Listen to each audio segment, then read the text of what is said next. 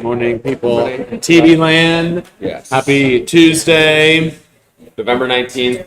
We're almost there. Last sales meeting of the month of November. Yes. And then next week's Thanksgiving, if y'all don't know. Yeah. Haven't found that out yet. All right, so everybody, let's start as we always do and turn to somebody next to you. Take 30 seconds to tell them something you're grateful for. Hey, look, what?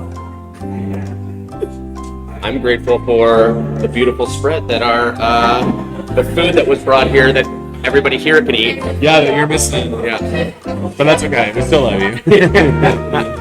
I want to be at home with you on the couch, actually. After eating 4 chicken minis, I'm going to have to go back. We still have to eat lunch today. So. Oh, there you go.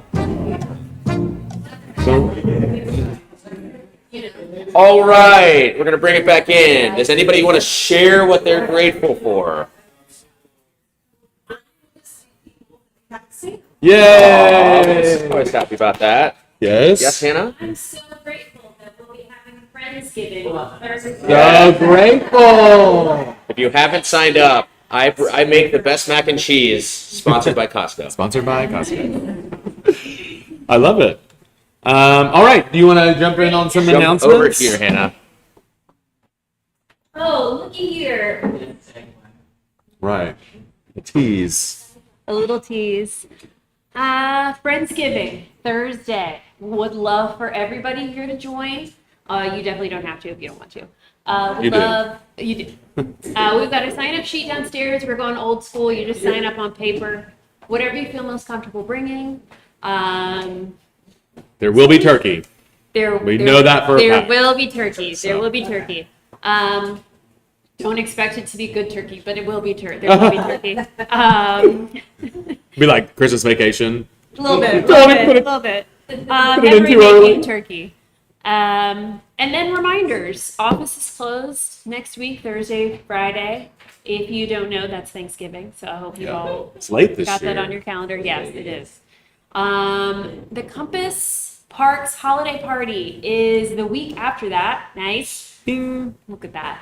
On December 5th, it's going to be at Clementine. I don't know if you guys don't know where that is. That's across the street from Richland Library over in Sylvan Park on Charlotte. Would love to see you guys there. Just click on your invite to RSVP because we do have a lot of offices attending, and so we just want to make sure we have a good head count.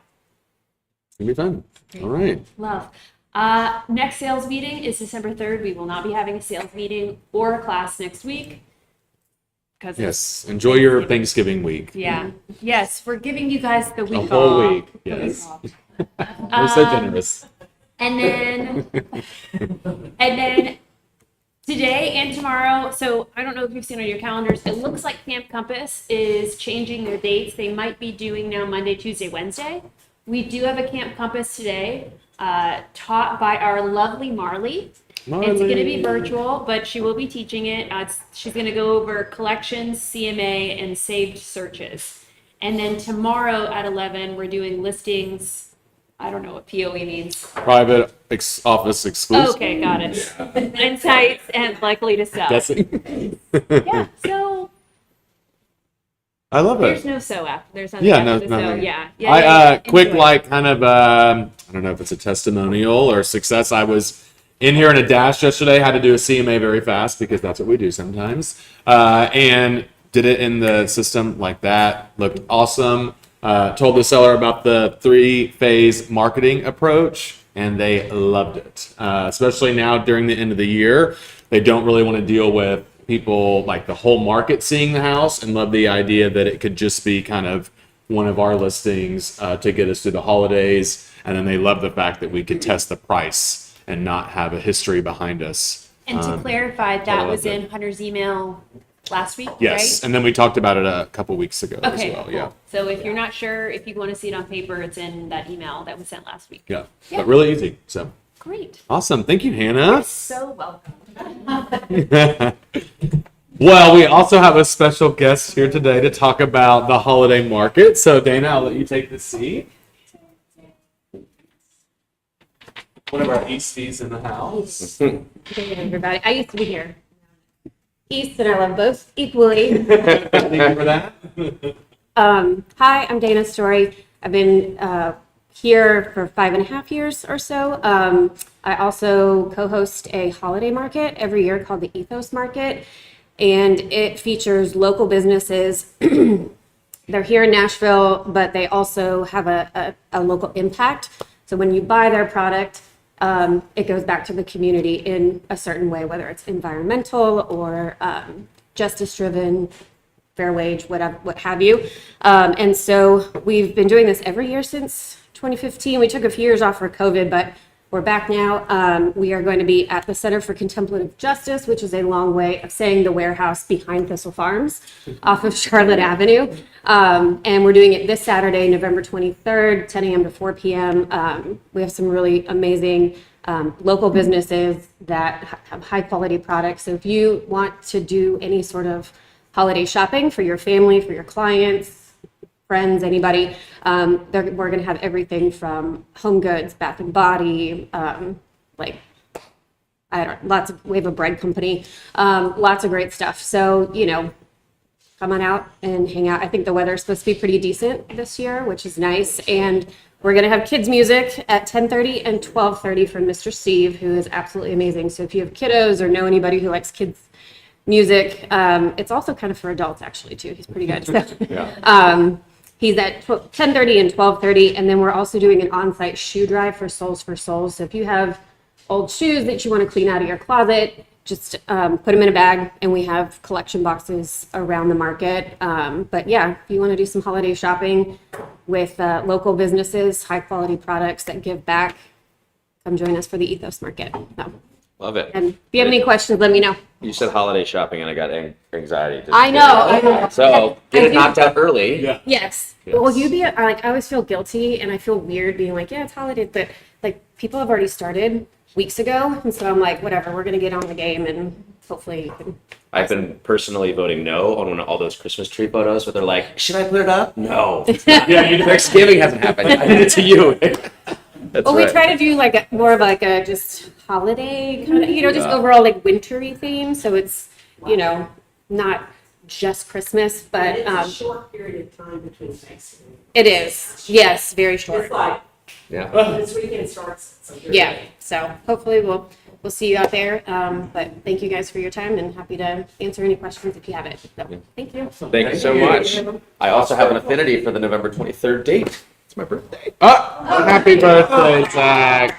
He's 27. That's right. Certainly don't feel like 27 after a weekend away. Not these That's for joints, sure. yeah. All right, awesome. As a reminder, it is time. Sounded like really bad, but to make a decision, so to speak, Yes. on what your marketing path looks like going forward. Again, no mandate. You can do whatever you want, except for Village Compass. So Parks Compass. You do get. And we sent out emails. There is an email in your inbox somewhere that has this. Reply to it. Frankly, I think what we said on both of ours was reply to it if you want to be Parks Compass. Correct. Because I think we've gotten the vibe that more people want it to be just Compass. Yes. Reply if you want to be Parks Compass, please. Right now, if you have not replied, you are showing Compass in the MLS. Congratulations. So please let us know if you want us to change that. Again, no wrong answer. It's just kind of we need to change things on the back end. Please find this in the weekly word in your email to submit your form for us to replace your signs. This ends December 31st. So when you call us on New Year's Day and say, I need my signs, we're going to say, I'm so sorry. That was so last year. So please do this. For Village people, we've done this many times. So it's a similar process. You give us your old signs, we give you new ones. And they say Compass or Parks Compass. Yeah. We'll start with the panels, and then once that gets in rotation, then we'll start doing riders, open house signs, stuff like that. So Yep. please do that. And again, for the 1,000,000th time, this is for everybody. If you've not taken Code of Ethics in the last 2 years, you have to take it by December 31st, Yes. or you will lose RealTrax access. I feel like we're having more and more people come up to us, like sitting around the office, being like, "So like this Code of Ethics thing," and so Yeah. we What are does that mean? fully prepared the week of Christmas to have lots of phone calls about the Code of Ethics. Yes. And actually, that's one of the ethics violations to call us on Christmas about the code of ethics. So, Yeah, right. That's the yeah. one day a year we don't get phone calls. That's right. Yes. Chime in here. Yes. Just because you took code of ethics does not mean that GNR has a copy of it. Yep. So make sure that they have a copy of what you've done. Yeah. You can check it on CE Broker. You don't have to pay. You can pay for the thing if you want to. You do not have to pay for the subscription, but it should be showing up. If it's reported to CE Broker, that means that GNR should have a copy of it. It'll be in there, and it literally says Code of Ethics 3 hours. You'll see it on your little list of classes taken. Yep. If you've taken it through any of those platforms, they should report it themselves. But if you've taken it and you got a PDF of your beautiful certificate of completion and it's not up there, you can send it in. To the memberships at gnar.org. It says it on. And your portal as well. It should say yes or no. You should have a big old green or red. Yes, it's not Christmas themed. That is a yes or no. Yeah. So So please do that. All right. Our world traveler looking overseas for lower rates. I did not find them. I'm back with bad news.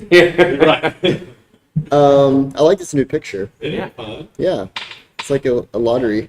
Who's it going to be this week? Rates have stayed right under 7 for the past couple weeks.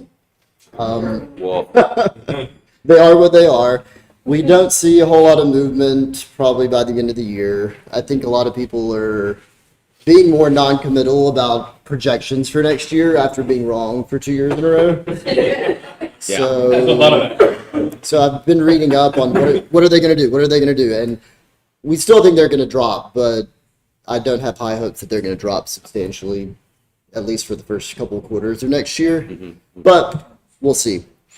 Yeah, that's just kind of, we had that little blip, the good blip in September where rates were like at 6% for a week or so. And then since then, yeah, we're back at 7-ish. I have a couple just tidbits in here, just some reminders. I had a contract last week. The agent didn't run it by me beforehand, but just remember that you do have max seller paid closing costs depending on these situations, and it's pretty complicated. So that's what we're here for. Shoot us a text. Shoot us a text when you're writing something up. The biggest one I see is the investment property. It's 2%. Yep.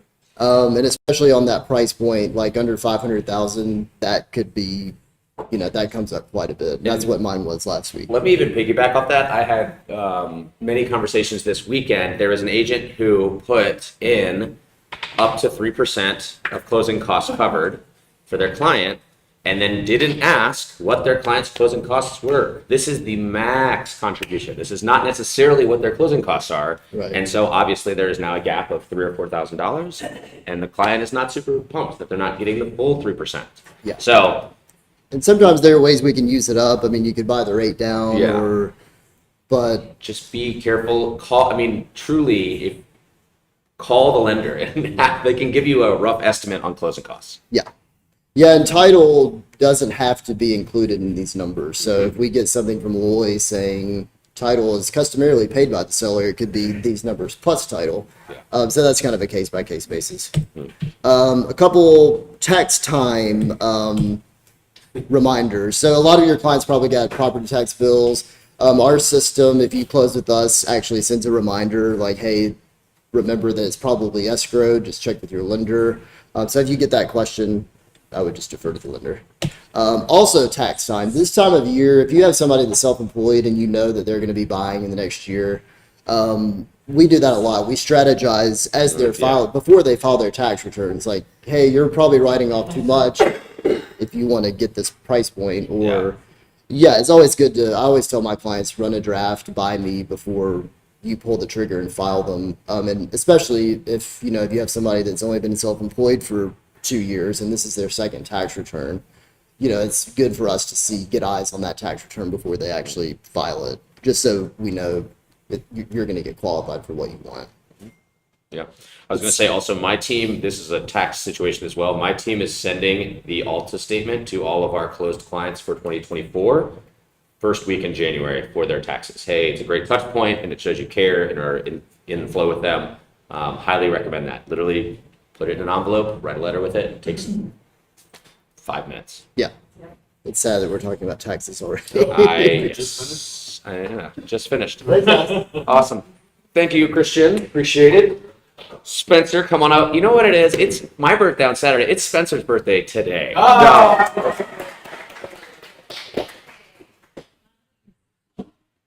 think you have full control with spacebar, or I can do it for you. Whatever. Well, There you go. awesome. How's everybody doing today? My name is Spencer. I'm with Chady Property Management or Chady Vacation Rentals. We are a full-service property management company here in Nashville.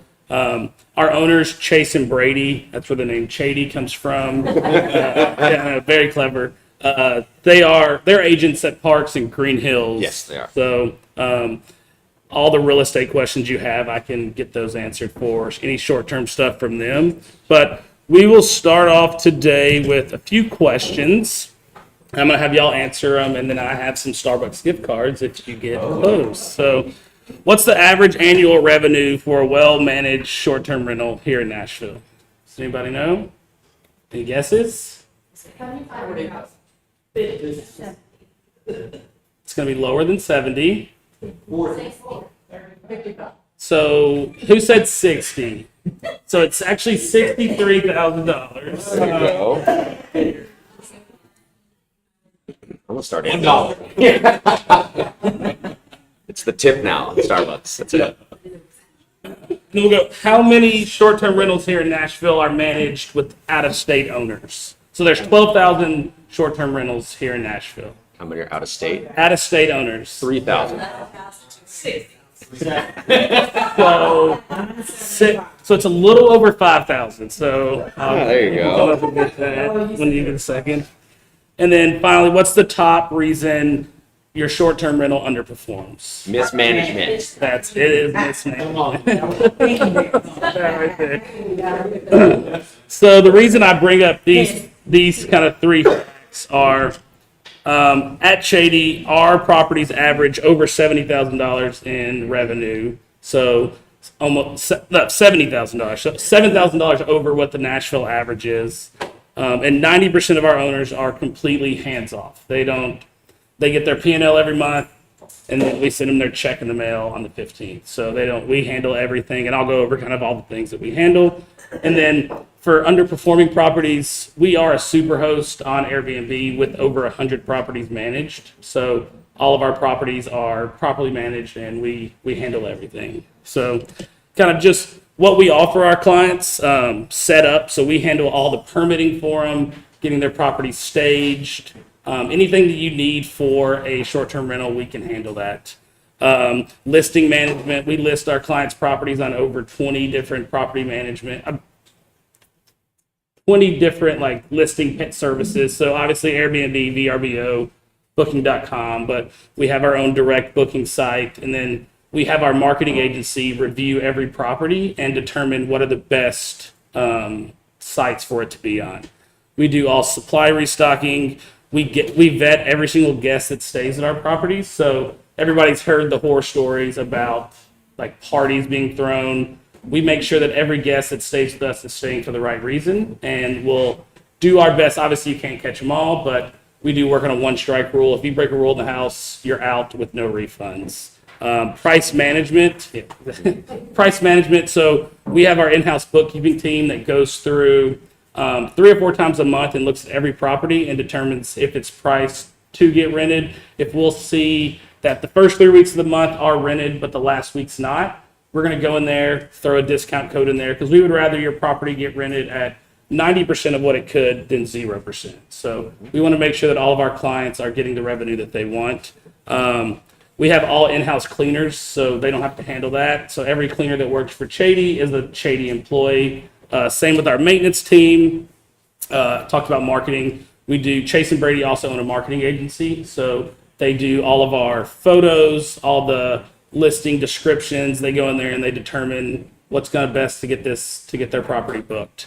Tax management, we handle all the like hotel occupancy taxes for them. We remit all that for them, so they don't have to handle anything.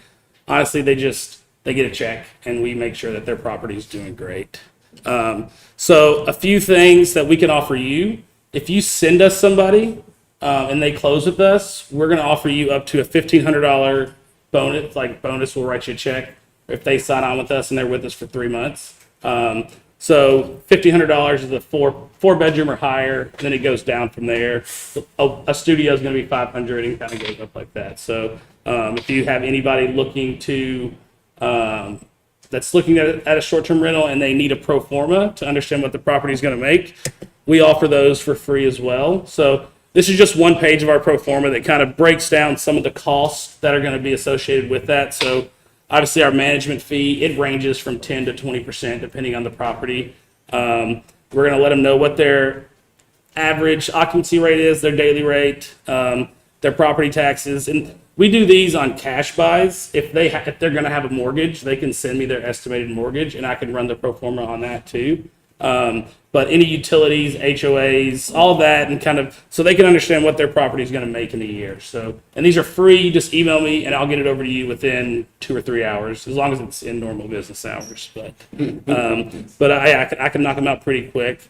But yeah, so we're again Chady Property Management. If anybody has any questions, I can answer them. I have one more gift card, so first person to ask a question gets the last gift card. Do you represent owner-occupied or non-owner? So we do owner-occupied and non-owner-occupied. So we do long-term and mid-term as well. So we have a client right now who was doing owner-occupied and got denied by the city. So the appeal process is outrageous for the city. So it takes like 3 months. So we put his property up on mid-term because you don't need permits for that, while we're doing the appeals process. So his property is still generating revenue while we fight this. What was the reason?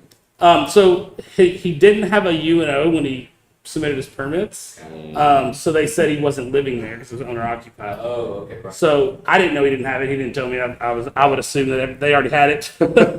But so we resubmitted it and said, hey, he didn't have his UNO. That's why his driver's license wasn't changed to that property. But they were like, we don't care. You still have to go through this whole thing. So, yeah. You were helping him with that process? Yeah, we helped through that whole. We told him we had to put the yard sign out. I had to send out 100 stuff and send 189 letters to all of his neighbors. So yeah, we do all of that. So. Are you seeing any what's the average growth you're seeing for owner? So most new short-term rentals here in Nashville are going to be owner occupied. Most all new builds, unless they're zoned commercially, are going to be owner occupied. And a lot of people get scared of that, but we can get you a permit. It's not going to be an issue as long as you can get your driver's license changed to that address. You go to DMV for me? Yeah, I'll pay you I whatever can. you need for that. So I know some property management companies, they'll also market properties. I've had short-term rental that's really hard to sell. Mhm. Do you all kind of like if you're managing property, can you work with an agent to kind of help Sell the property. Yeah, so we Chase and Brady get inquiries all the time. People looking to invest and buy property. So some of our owners now are selling some of their properties off. Last year was a little down on the short-term market. It's kind of if you have a mortgage, you're kind of just breaking even right now. But if it's a cash buy, they're gonna make you money. Yeah. So, but yeah, we can definitely help with selling a property that you're looking to sell. How's the demand with the midterm market?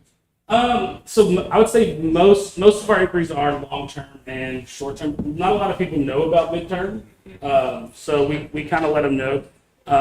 So in the slower season, we get a lot of our owners wanting to maybe go to midterm to get some of those months booked up. But you're going to make the most money out of short-term, obviously, and we're going to make sure you do that. So, any other questions? Awesome. Thank y'all so much for letting me come in. There's Chick-fil-A in there. Yeah, he put a beautiful spread of Chick-fil-A and biscuits out there. So Love it. Good old Christian chicken. I love it. oh, Well, look at that. Let me have some tea first. Okay, so have a couple things to talk about. Okay, so the Margin District is going to be Started in near downtown Franklin, 165 million for a 2027 opening. It will include 25 luxury homes and offer, or the address rather is 805 Columbia Avenue. You'll see retail, you'll see restaurant space, you'll see office space. It's outside. Go ahead. Those are Steve. Oh. I said, ooh. Ooh. I love the little terraces at the top. It will sit outside the boundary of the historic overlay in Franklin. But the developer said in the release that they plan to incorporate architecture that is inspired by the city's historic building designs, with features to include antique brass, stepped roof lines, and dormers, and gabled upper floors. The former Handy Hardware building, anybody's familiar, will remain and be included in the development. It's expected to have around 180,000 square feet once completed, which will be about 50,000 for retail and office. The residences will be located on the third floor of the community, right at the top there. They'll be around 2,000 to 3,000 square feet. They'll have their own private terrace with secured parking in a gated area. Reservations began on November 12th, and the price point's around $2 million. Frederick and Clark is handling those sales. So Franklin growing. Yeah. And then our very own had to throw this in there. So Southwest Venture Partners is undertaking a development in Nashville Yards called the Emory and the Everett, which the Everett is the apartment tower, so all rentals there. Leasing began on the Everett, 34 floors. That began in mid-October. It's on Commerce Street, but the more important part is the Emory, which is the residential tower. It'll be 35 floors. The first move-ins was slated for early 2025, 500,000 to 2 million price point. Located on Commerce Street between 9th and 10th. They'll offer 1 and 2 bedrooms, 2 bedrooms plus den. Okay, there we go. The units range in size from 800 square feet to about 1,800 square feet. The 312 residences will offer 10-foot ceilings, 8-foot doors, abundant cabinet space, high-end appliances. 80% will be gas ranges, dine-in islands, a mudroom-style entryway. The residents will also offer a spa-grade bathrooms. Okay, custom closet, Sonos-enabled sound systems, and smart thermometers. That's funny. That's a selling point at this point. A nest. But our very own David Doris and Daniel Helling are the listing agents, and I saw Sarah Thomas. I don't know if she's in here. She is on the sales team. I'm not sure if anybody else on the sales team here. Please raise your hand. So very excited. A comment from Southwest Value Partners said, "For years we've been asked about an opportunity to own a residence at Nashville Yards, and are excited to offer that option at the Emory. With both for sale and for rent options, the Emory and the Everett give anyone seeking the authentic Nashville Yards residence experience a choice." The Emory and the Everett. Emory and the Everett.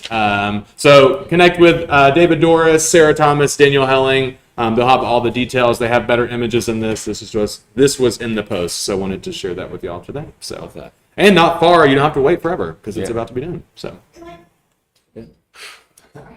All right, how's the market? What are y'all hearing out there? Me too. That's what I'm hearing. Buyers are getting a lot of concessions. Yeah, I'll say I'm definitely seeing some closing costs being paid. Yep. And reductions. happy to pay those if you buy the house. You know. Yeah. Seriously. From a number standpoint, this is the November stats. So definitely more inventory than pre-pandemic. Yep. But not 2009. So that's really, we don't want to get to 8.1. That's really scary. But hopefully we're in the right direction here. Yeah, and I talk to a lot of my clients too about this, and I say, listen, there's a lot of people that maybe are on the sidelines about interest rates, right? Oh, when it goes down, I'll get back in the market. You're either going to have a potentially higher interest rate, or you're going to have competition. So right. I always say, listen, if you can buy a house, if you're going to be here long term, you should buy a house. That's like the baseline level.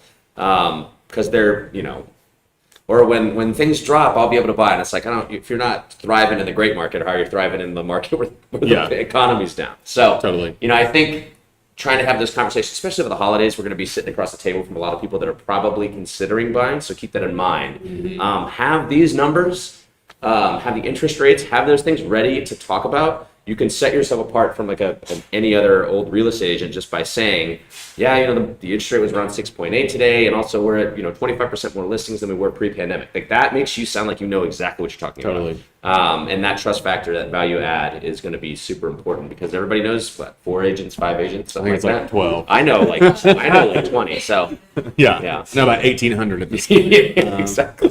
Yeah, for sure. And like, it's kind of like the people that are waiting for the rates. I don't even want to say this out loud, but who says they're going down? Yeah. Like we thought they were going down and now they're back up. So there's no telling what next year could, what could happen next year. It's So not going to be easy to buy a house no, for sure. unless you have a wonderful Parks Compass agent. Yes. That's the thing. Or a rich parent that buys your house, which Yeah, mine didn't know that that, helps and too. I'm still mad about that. Where can we apply for that? Right.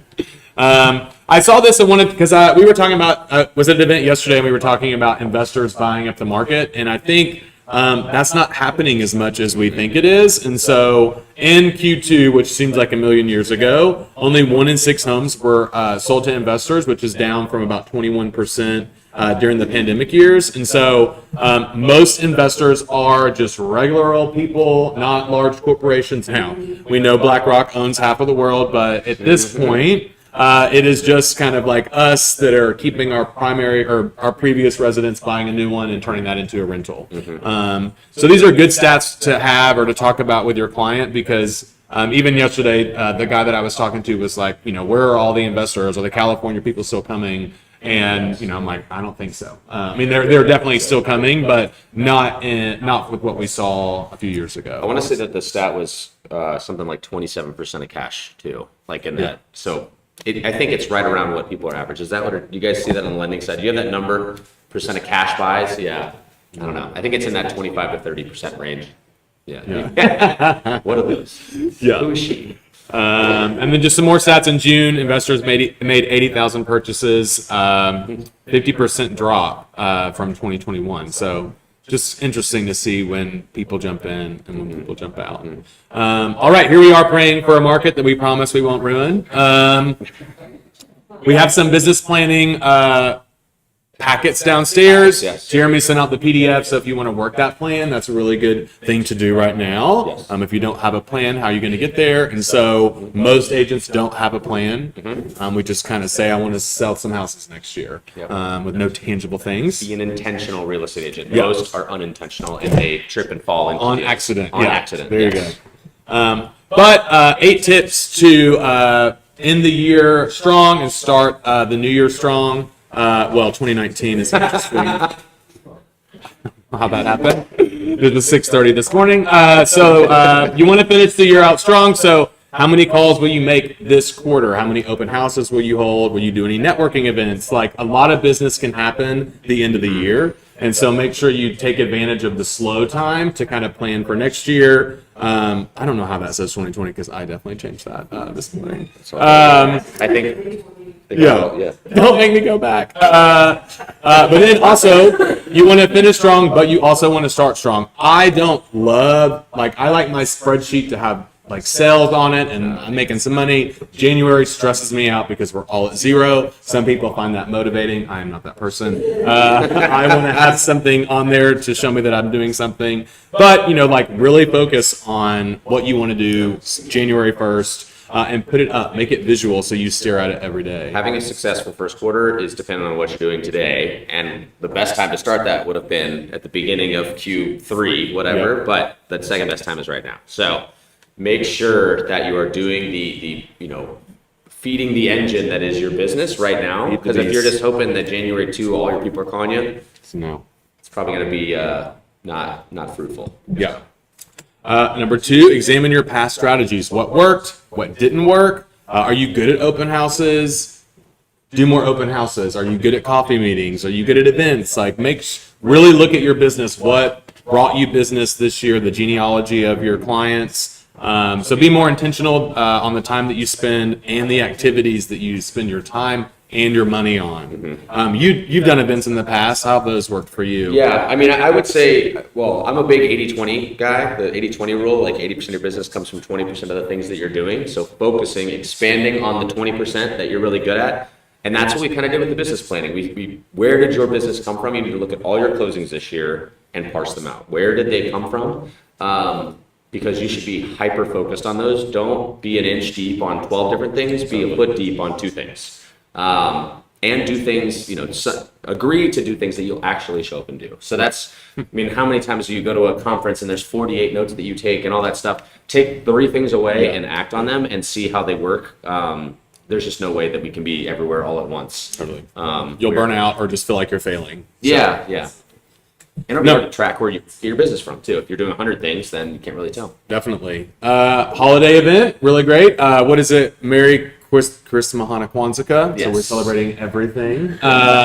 So figure out what's important to your people. Pies on Thanksgiving seem to be a really successful thing because you may not celebrate anything in December, but we all love to eat on Thanksgiving. And so it's just a great touch point. You can get pies at Costco for like $10. They're delicious and they're giant.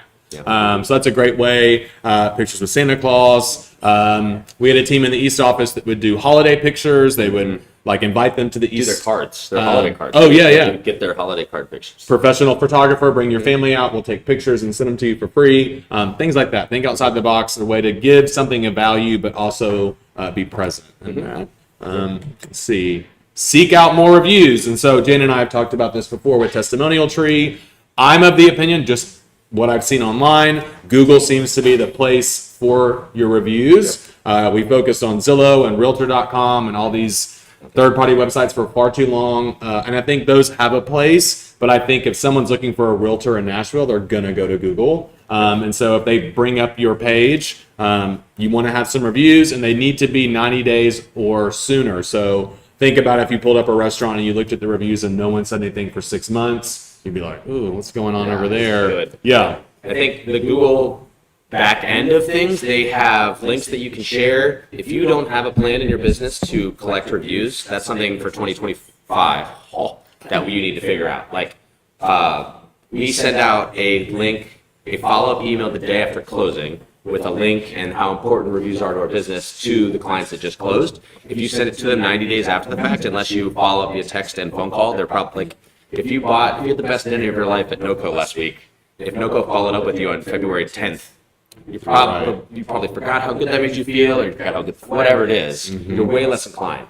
Have a plan so that when closing happens, it's immediately following that, assuming it was a good transaction. Right. That you can immediately send them, and you have to talk about how important it is. You can't just send a link. You can't, but just be like, this is super important to our business. Here's the link on where you can send a review. And I don't know. I think we probably get like 50% response. Like it does well. You have to be intentional about it. Totally. I've bribed past clients where I've not been as consistent on asking after closing, and it's been like, hey, if you don't mind leaving me a review, I'll give you a $5 Starbucks gift card for thanking you. And got reviews, because who doesn't love Starbucks gift cards? So just think of little ways. Happy to pay $5 for a review online. So little things like that. Could be anybody. Your mom. Character review. Totally. I have those on my Facebook business profile, because I got those when I first started. Character reviews. Yeah. Mom, please. This one I thought was really good. Conduct a marketing audit. It's a perfect time to do that since we're transitioning to new branding. The idea of printing everything that you've done, laying it all out, is it consistent? When you think about Target or even your presentation, everything flowed very consistently. The brand was very consistent in the presentation. So like, that's what you want to do. You want it to look really professional. And so I think now is a great time as we switch to Parks Compass or Compass, whatever your poison may be, to really look at it and set a plan for that so it looks really nice. If you think about what Google does, Google is Oh my changing gosh. the size Was of the I box. even awake this morning? I guess I wasn't. I was out late. Yeah. Sorry, this just threw me off. Okay, so social proof your plan. I've lost my train of thought at this point. So if you're trying to figure out and you want to map out how productive you have been in the past or how many sales you have, doing the little snapshot on Google, saving it on there so it looks like all the sales from all across the region is a great way to market yourself and to visually show your dominance in Nashville. And I love the tip, if you don't have many sales, just make the icons bigger. because then they'll never know. So I thought that was a really good idea that we did in 2019 that we're going to do in 2025 as well. Yeah. And then tip number 7. Got this one. I love this book. If you want to get it on audiobook, you'll burn right through it. Complete the business plan, number 1. And I think it's really helpful when you think about setting a goal for 12 months. In January, it sounds so great because you have all this time. And then all of a sudden you blink and we're in October. And you're like, oh my gosh, I have not done any of the things I want to. Break it out into 12 weeks, which ends up being a quarter, which I think is really helpful in real estate because monthly goals are great, but it takes 30 days to close a client. So a quarter usually gives you a little bit more time. And you can plan. First and fourth are usually a little bit slower. So second and third is where you're really going to make the most of your money. So if you kick ass in quarter 1, then you're just ahead of the game in quarter 2. But this book is really good. It really just helps breaking it down into little bite-sized pieces that you can tackle. Love it. And then number 8, start with a clean slate. Clear off your area, maybe unpack your backpack. Your e-sign platform and your marketing. Yeah, I platform, mean, everything it's a just clean perfect slate. time. Starting over, talking to myself, maybe clear out all the things on your desktop. Because I've slowly turned into my mother, who I used to judge for that.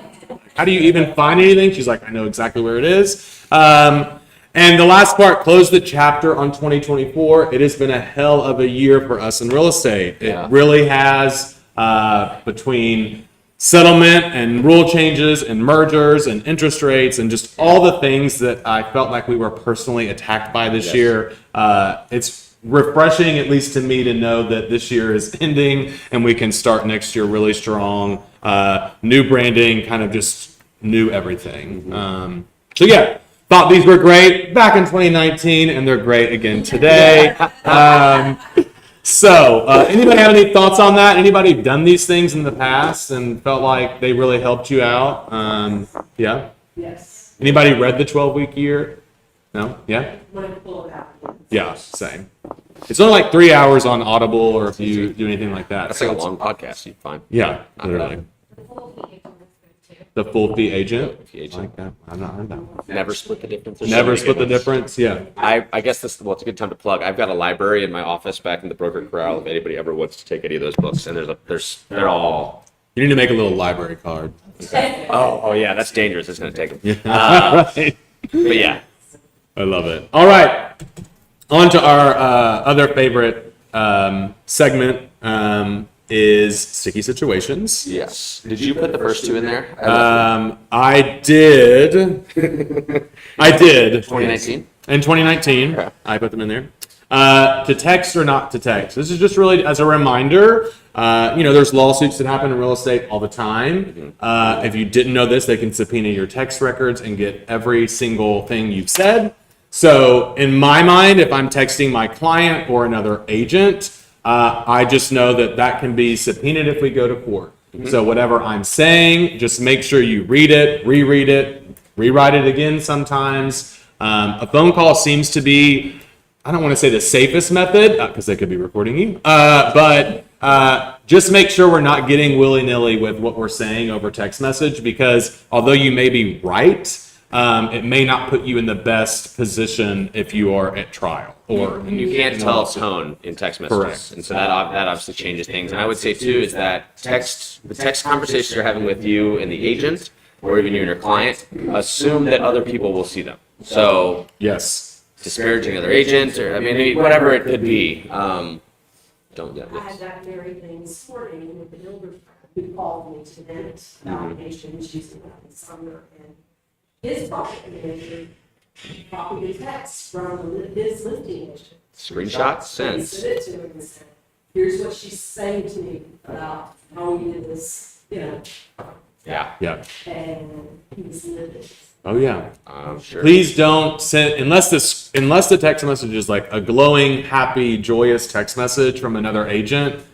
Even if you feel like the other agent agrees with you and this would help kind of like your case with your client, do not do that, because it can go south very quickly, and then they have communications that's supposed to be between you and somebody else that are now brought in, and it can get very messy. So I guess all that to say, just be very mindful what you're saying to your people and just think in your mind, okay, if I were to be in court and I have to explain this, is this the best way to say it or the best way to send it? So same with email, same with anything. Yes. I personally like to follow something I call the front page of the New York Times rule. You like it? Never, ever put anything in writing that you wouldn't want on the front page. There you go. Yeah. And like that rule has saved me a couple of times. And I don't seem to put up with these in Right. Yeah. We all have those moments. Yeah. Right? So you never know when they You just don't know. emails, it's gonna go back to the wrong person or whatever. So. Definitely. Whoever's been copied on an email where they copy you and then you see the entire chain of them. It's so fun. I know. Scroll. I'm like, I gotta go to the top and then come back. Yeah. Who binds the agreement? Whoever writes the policy. Well, they're all wrong. We don't bind anything as agents. Tricked ya. The contract is bound when it is sent to the other party. We fill out the acknowledgement of receipt section. Either party can fill that section out. It does not mean I send Zach a counter. They accept the counter. He says, hey, we're accepting. I'm sending you the bound copy back. Cool.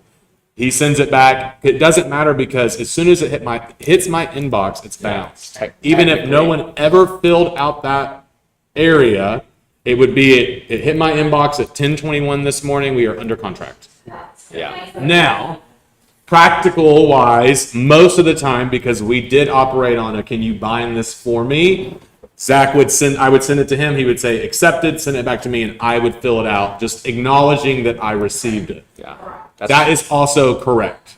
But we did get in an argument with another broker that because they didn't fill it out, It wasn't bound. it wasn't bound, and so they wanted to resend the contract the following day and give it a new binding agreement day, which is just flat out wrong, and also scary that I'm arguing with a broker about this.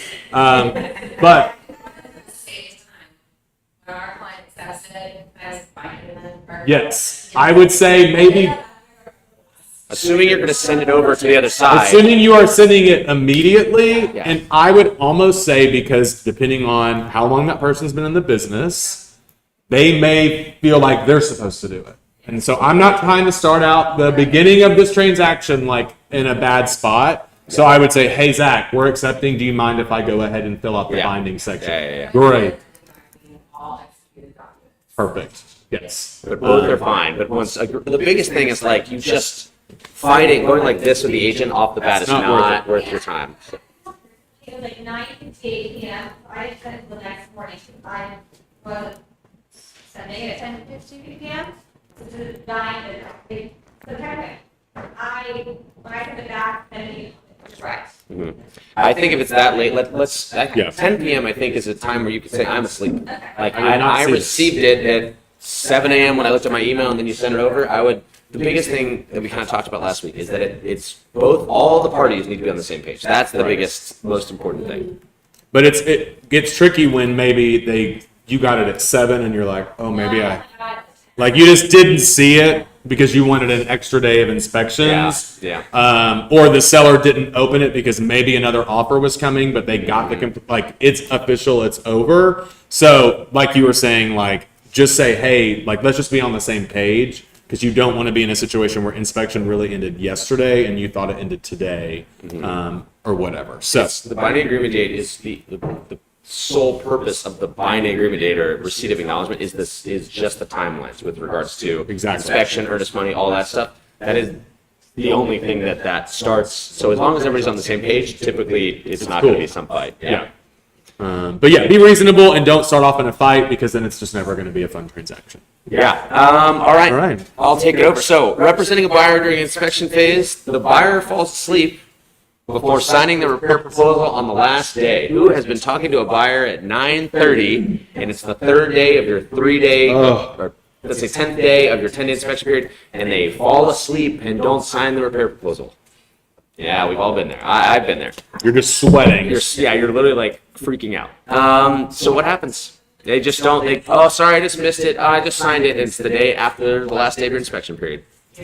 So I had a situation just like this, and I am calling them every 30 minutes. and it is like 11:40. So I calls my girlfriend, Dion, who's on my team. I said, Dion, we've got to get this signed. She's like, do not.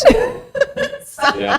Oh yeah. Because I was like, I could just go in. And she was like, girl, do not do that. No. So, Yeah. No. I was just, you know, Panicking. Yeah. I was panicked. We've all thought that. Yeah. Yes, and she talked me off the ledge. So what we ended up doing was I made sure I had everything, like, I made sure I called him, but also text. So I would have record that I tried to text you all these times to get this done.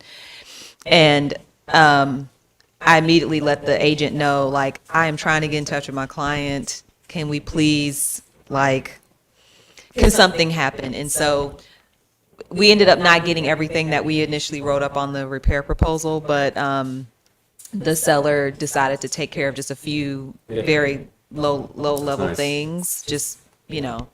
But my buyer knew it was his fault because he was like, I'm so sorry I fell asleep. Yeah. I mean, Be banging on the after door. dinner, sitting on the couch, I fall asleep. For sure. So what I would say is that is probably the best possible way to handle it, because contractually, the seller could just say, you Sorry. accepted it as is, that's tough, you didn't get it to us in time. But once again, if you have a good rapport back and forth, you guys have been working well together, more often than not, they'll still look at it, and I mean, if you basically proceed with the contract as if it didn't happen. Yeah. But just keep that in mind. I mean, if that timeline passes, technically speaking, your client has accepted that property as is, technically speaking. Now, there's sometimes in practice it doesn't happen that So way. now when I do buyer consultations and we're talking through That part of it, I tell them, look, we have 7 days, but on the 6th day, Period. we are going to meet, talk about this, have it signed so we can send it over. We're not- So I let them know, tell them, and I put it in writing that, hey, we need to have this done. Yeah. Definitely. Yeah, I often remind my client multiple times of the deadline like throughout the timeline. Like at the inspection, remember we have till next Monday. Remember next Monday. It's like if you just keep reminding them, it'll get ingrained in their head, and they'll be more conscious of it in theory, unless they have Thanksgiving dinner and they're sleeping on the I'm couch. sleepy. So How yeah, about turkey? I don't know if any other agents do this, but do y'all send Your client's calendar, like reminders, like just put a reminder in your phone and then add your client to it. I don't think we do. We do weekly updates with deadlines. Yeah. Like all the dates are in bold. Yeah. Yeah, I do that, but I was thinking about putting in a calendar. I think Maybe that's- like add I mean, an you could event at definitely- 5 p.m. to say like repair must be submitted. Then you have a little bit of cushion, but we love working at 10 p.m. Yeah. I don't know why. But I think that's a great idea. I think you could easily build that into your business plan, 100%. So I think people would. I work off Google Calendar. I'd love when people send me calendar invites. So I don't forget. Plenty about of meetings on my calendar. I know, yeah, that's a lot. Actually, I don't like it. All right. So the last one. So earnest money deadline is 3 days. The 3 days passes and the earnest money has no receipt. It's never been turned in. What happens? Is your buyer in default for not turning it in 3 days? Yes. No. Seller can send a request for them to perform. Correct. To have a 24, 48 hours. I think it's 1 day. One or 2 day. days. 1 day. I think it's 24 hours. Yes. So nope. They're still fully under contract. Well, they could, I guess, make demand, and if they don't comply, Yeah. then they could go. If they make demand and the buyer does not comply, then they can. Correct. 24 hours. It's what Bob used to call a shot across the bow. So this is the shot across the bow that starts the deadline. And that's with earnest money. What's the other one? I think it's appraisal ordering, financing, Those three. application. Yeah, that's what it is. Financing application, earnest money, and appraisal order. Yes, which contractually you are required to give Are notice required. of those things. 5 days for lender, loan application. 3 days. And And 14 for the others. appraisal, right? And insurance. insurance. Yeah. Insurance is really the biggest one because it can knock them out of eligibility. Yep. And so that's why you have to get it done during that time frame. But remember, those contractual timelines are not just immediately dead. You have to do make demand through notification form, like buyer or seller notifying buyer to perform, and then they'd be in default because of specific performance, I think. But Yes, I always thought that was wild. It's like, they didn't turn it in. We're good, right? It's like, nope. You gotta demand it, and then it's another 24 hours. You did the shot across the bow. But sometimes it's not the best idea to do I was going the to shot say, across just the make bow. sure that if you do that, the contract is very clear that it will terminate. So, like, if you Yep. don't really want the contract to terminate, then don't put your client in a position where Yeah. that can If happen. you haven't been getting offers and that buyer's dragging their feet, On their insurance or but whatever. hey, maybe it ain't in your client's best interest to try to demand. Yeah. You just remind it. So really, like, we've had scenarios where, let's say someone waived inspection and then changed their mind, and they said, well, I just want to turn in earnest money. Most of the time, the seller would make demand and it would die. If they didn't make demand and they just wrote it out to closing, they would be in default and, would be open to lawsuit because they just didn't do it. In theory, in theory, they could just never turn in earnest money the whole contract. Yeah. In theory, but it has to force them, you have to make demand. Which is interesting, yeah. All right. Wow, we are. All right. What are some takeaways today, especially from 2019 and 2020? What did y'all? So I would say on the business planning part, I was talking to another agent in the office yesterday. So so I have a 6-year-old and a 9-year-old. When they're home from school, I don't work. Like I can't. Right. I just can't. So I take, December to like business plan, rest, A nap. a bunch of them. What are those? But I just wanted to say, like, don't feel bad about shutting down around the holidays. Don't feel bad about that. You might see people still doing deals and whatever, but don't feel bad about like taking a rest before the beginning of the year. Yeah. And as a mom, I have to take a rest because I can't work when my kids are home. So it like forces me to business plan and just reflect and relax and then start anew come January 1. Yeah, I'd say I love just the week after Thanksgiving, 2 weeks after Thanksgiving, but before, like, that seems like a pretty good timeline to be like, we'll put the nose to the grindstone, I'm gonna come into the office, get those things done. Typically it doesn't. and let your clients know that, like, put it in your email signature that says, I'm taking a break, please get back with me and have a great year, Whatever you want to say, but like one of my consultant friends, like when she goes on vacation, she puts that in her email signature, like I'm out for 2 weeks, I will be back with you upon return, blah, blah, blah, blah. And just put people on notice that that's what you're doing and they'll respect it and, Yeah. and then take that time to like visit with clients, go out to the movies with them, go to holiday parties. You're still working, but you're not like running yourself to the ground at a time where you're supposed to be like resting. Expectations are met when they're known and understood. Bobby. Love it. 2 Bobbyisms today. All right. Coming soon. All right. Say your name, property address, the price, and your favorite Thanksgiving side. Thanksgiving side. I like it. Think about that one.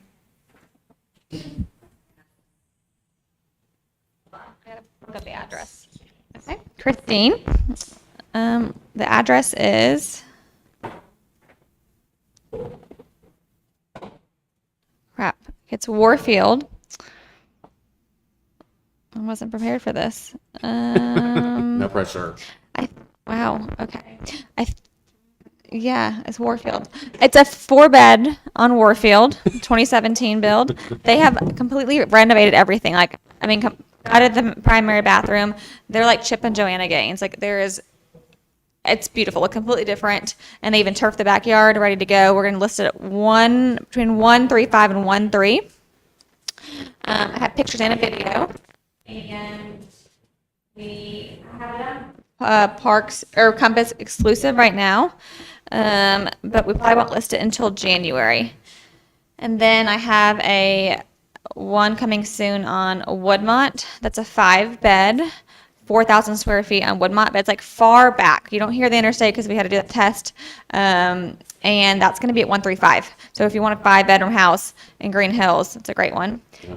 My favorite Thanksgiving is my sausage stuffing or a pie.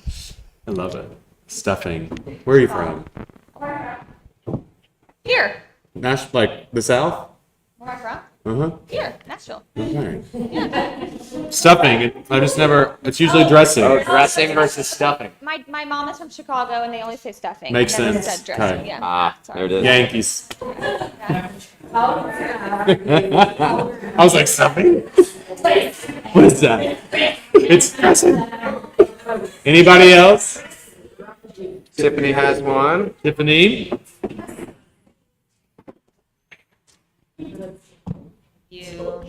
So I have a lease that will be coming soon.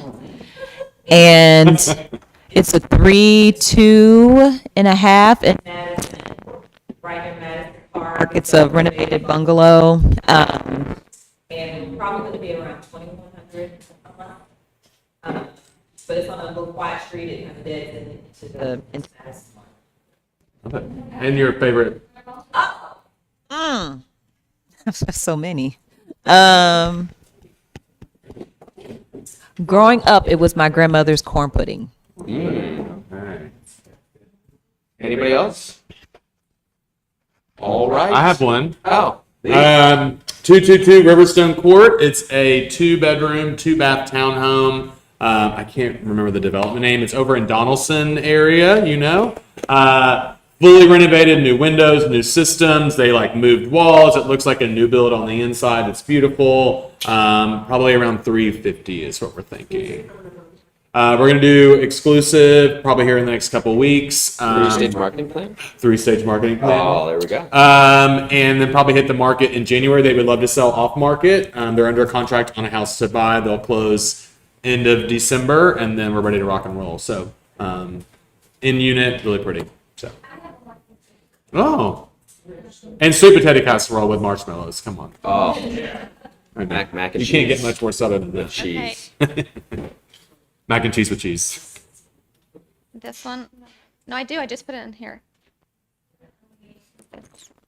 And you have to say another side because we were thrown off by yours. Okay, so I have a luxury rental, 1922 Kimbark, so right across from Warfield. Okay. It's a 4-bed, 3.5 bath, fully furnished with restoration, all furniture.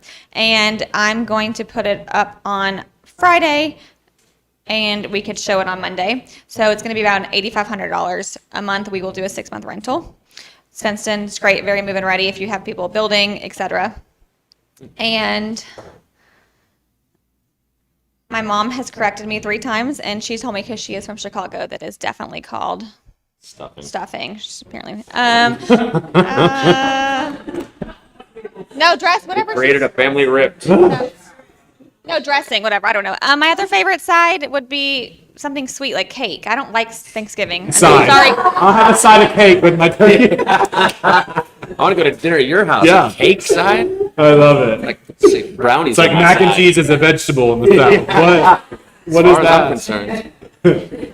Well, thank you all for coming today. We will see you December 3rd. Actually, we'll see you this Thursday for Friendsgiving. That's We'll right. have stuffing. We can have dressing. We can yeah. have cake. So Fireflies, lightning bugs, we can have all all the things. So see y'all next time. Not the week of Thanksgiving. We are not doing anything next week.